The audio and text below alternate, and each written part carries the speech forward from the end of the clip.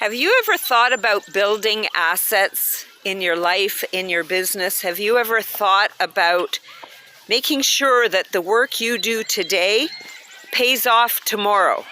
I first learned of this concept, I guess you would say, from Robert Kiyosaki in his book, Rich Dad, Poor Dad. He talks about that, about building assets, money-producing assets. It could be a business, it could be a product, it could be anything that a machine, anything that keeps on spitting out money over the years. So I thought a lot about that, and I did that in my business. I wrote a book, which, people continue to buy.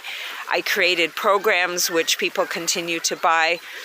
And today I was listening to a video on YouTube, and the guy was talking about how a YouTube channel, or not just a YouTube channel, but long-form videos on YouTube can be a long-term asset.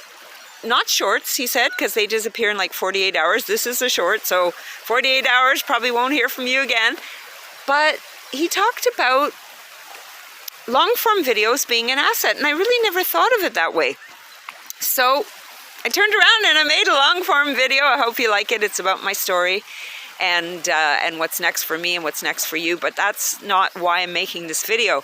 Why I'm making this video is to remind you of that concept of creating assets. It's something that I'm so happy that my daughters have learned from me, from the Rich Dad, Poor Dad book, and now they are creating products and programs and things that continue to spit out money whether they are there or not, right?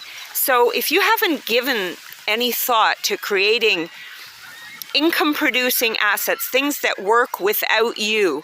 There are a ton of work in the beginning. I mean, my book took forever to write, but I'm still getting orders for my book. And not only that, I'm getting clients from my book, and I have gotten clients ever since my book came out.